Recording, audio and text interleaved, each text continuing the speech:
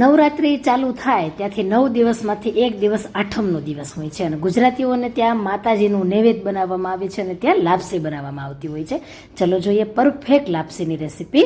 તો ઘરની વાટકીનો ઉપયોગ કરીને ટોચ સુધી ઘઉંનો કરકરો લોટ કે જેમાંથી ભાખરી બનાવીએ છીએ તો 2 કપ જેટલો લેવાનો છે. અહીં આપણે 2 પ્રકારે લાપસી જોવાના છીએ. તો જુઓ, હવે આ લોટની અંદર 2 ટેબલ સ્પૂન ઘી લેશું. 2 વાટકી છે એટલે 1 વાટકી પ્રમાણે 1 ટેબલ સ્પૂન, એટલે 2 વાટકી છે એટલે 2 ટેબલ સ્પૂન. ત્યાર પછી એટલી પ્રોસેસ કરી એક વાસણમાં 1 ટેબલ સ્પૂન ઘી ઉમેરીએ અને જે આપણે વાટકીથી લોટ લીધો હોય ને એ જ વાટકીથી પાણી ઉમેરી દઈએ, એટલે કે 1 ટેબલ સ્પૂન ઘી અને 1 વાટકી પાણી. ધીમા ગેસ ઉપર આપણે છોડવાનું છે. આ રીતે ગરમ થવા માટે એકદમ ધીમો ગેસ રાખીશું. ત્યાર પછી 2 રીતે જોવી છે એટલે 2 પ્રોસેસ સાથે જ કરીએ. જુઓ, પ્રેશર કુકરમાં પણ 1 ટેબલ સ્પૂન ઘી અને સાથે જે વાટકીથી આપણે લોટ લીધો છે એ જ વાટકી ભરીને પાણી ઉમેરી દઈએ.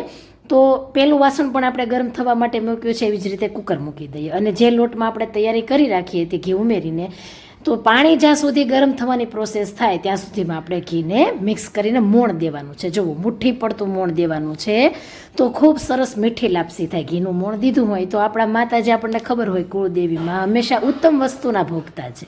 તો જુઓ, 2 વાટકી લોટ ભર્યો હતો એમાંથી 1 વાટકી ભરી લઈએ અને કુકર છે તેમાં જુઓ ધીમે ધીમે પાણી ઉકળવાની શરૂઆત થઈ છે, પરંતુ આવું નહીં. હજી આપણે જો આ રીતે એકદમ સતત ઉકળવા મળે ત્યાર પછી ગેસની ફ્લેમ ધીમી કરીને જે લોટ લીધો છે તે આપણે ઉમેરી દેવાનો. એક સાથે વચ્ચેના ભાગમાં લોટ ઉમેરવાનો નહીં, એ ખાસ ધ્યાન રાખવાનું છે. બધી બાજુ થોડો થોડો ફરતો ઉમેરીએ લોટ અને વચ્ચે એક સાથે ઢગલો ન થઈ જાય એનું ધ્યાન રાખીશું. અને જો આ રીતે બધી બાજુએ ફરતો ફરતો ઉમેરીને હાથેથી બધી બાજુ થોડો થોડો આ રીતે ફેલાવી દેવાનો છે, એટલે બધી બાજુ એક સરખો લોટ ફેલાઈ જાય. ત્યાર પછી વેલણની મદદથી થોડા થોડા કાણા કરીએ એટલે ઉપર સુધી વરાળ નીકળે અને બધું ઉપર સુધી પણ લોટ સરસ રીતે બફાવાની પ્રોસેસ થાય. તો એકદમ ગેસની ફ્લેમ ધીમી રાખવાની છે અત્યારે જ્યારે લોટ ઉમેરો ત્યારે. હવે ગેસની ફ્લેમ મીડિયમ કરી દેવાની છે અને એક જ સીટી કરવાની છે, વધારે કરવાની નથી, એ ખાસ ધ્યાન રાખશું. પછી બીજું વાસણ પણ આપણે ગેસ પર મૂક્યું હતું, તે પણ એકદમ ધીમો ગેસ છે અને જો ધીમે ધીમે ઉકળવાની શરૂઆત થઈ છે. ખાસ ધ્યાન રાખીએ જ્યારે લોટ ઉમેરીએ ત્યારે એકદમ ઉકળવા મળે પાણી ત્યારે જ લોટ નાખવાનો. જુઓ, એકદમ ઉકળી ગયું છે અને ત્યાર પછી ફરીથી ગેસની ફ્લેમ કેવી કરવાની, ધીમી, અને 1 વાટકી લોટ આપણે ફરીથી તેમાં ઉમેરી દેવાનો છે. તો પ્રેશર કુકરમાં પણ આપણે મૂકી છે અને આ રીતે બેઠી પણ લાપસી તમે કરી શકો છો. આ 2 રીતે આપણે જોવાની છે લાપસી. તો જો આ રીતે બધી બાજુ ફરતો ફરતો લોટ આપણે એક સરખો લેવલ કરી અને વેલણથી કાણા કરી લઈએ, એટલે કે જેથી ઉપર સુધી પણ સરસ વરાળ આવીને બફાય લોટ. ઢાંકી દેશું અને ગેસની ફ્લેમ ધીમી કરી દેવાની છે. ત્યાર પછી હવે આપણે જુઓ તો પ્રેશર કુકરમાં સરસ એવી 1 વિસલ આવી ગઈ છે અને એર પણ નીકળી ગઈ છે અને જુઓ સરસ રીતે લોટ બફાઈ ગયો છે. વેલણથી સેજ હલાવીએ એટલે ખબર પડી જાય. તમને એમ થાય કે કુકરમાં લોટ છે એ બેસી જાય તો જોઈએ, ચેક કરીએ કે જુઓ સેજે લોટ બેઠો નથી. ગેસની ફ્લેમ આપણે મીડિયમ રાખી છે અને ફક્ત 1 જ વિસલ કરી છે અને પ્રેશર કુકરમાં આપણે આસાનીથી જુઓ લોટ બાફી શકીએ. 1 સીટી વાગે એટલે તરત જ ગેસની ફ્લેમ બંધ થઈ જાય અને કોઈ પણ ઘરના કામ કરતા હોય તો પણ સીટી વાગે એટલે આપણને ખબર પડી જાય છે. હવે આ લોટ જુઓ સેજ ગાંગડી હોય તો ભાંગી લેવાની આ રીતે સરસ રીતે અને ઠંડુ થોડુંક થવા દઈએ, થોડીક વરાળ નીકળવા દઈએ જેથી લોટ થોડો છૂટો થઈ જાય. ત્યાર પછી જુઓ જે આપણે લાપસી બેઠી મૂકી હતી વાસણની અંદર તો તે જુઓ આપણે ગેસની ફ્લેમ બંધ કરી દીધી છે. 6 થી 7 મિનિટ થઈ ગઈ છે એકદમ ધીમા ગેસ પર અને હલાવી લીધી છે વેલણની મદદથી. અને હવે આ લાપસીને પણ આપણે ચેક કરવાની છે કે નીચે તળિયે બેઠી છે કે કેમ. તો બીજા વાસણમાં લઈ લઈએ લોટને અને ઘણાના ઘરમાં લોટ સીધો પહેલાં શેકીને પછી પણ લાપસી થતી હોય છે.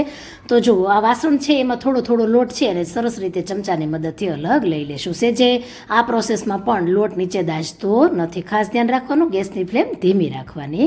તો જુઓ સરસ રીતે લોટ અહીં પણ બફાઈ ગયો છે. હવે જોઈએ ગોળનું માપ. તો આ કોલ્હાપુરી ગોળ છે જે સફેદ છે અને જે થોડોક તમને શ્યામ દેખાય છે બ્રાઉન કલરનો, એ છે દેશી ગોળ. તો દેશી ગોળની હંમેશા લાપસી કેવી થતી હોય છે, મીઠી થતી હોય છે. અને પહેલાં પણ આપણે સમય જોતા પહેલાંના સમયમાં દેશી ગોળની જ લાપસી થતી હતી અને ગોળનો ભૂકો વાપરવાનો છે અને અત્યારે હું દેશી ગોળ જ વાપરું છું. તો જુઓ ઘીનું માપ જોઈએ તો જે વાટકીથી લોટ લેતા હોય એ જ વાટકી આપણે અડધું ભરીને ઘી લેવાનું છે ને અડધી વાટકી ભરીને ગોળ લેવાનું છે. ઘી અને ગોળનું માપ એક જ સરખું છે.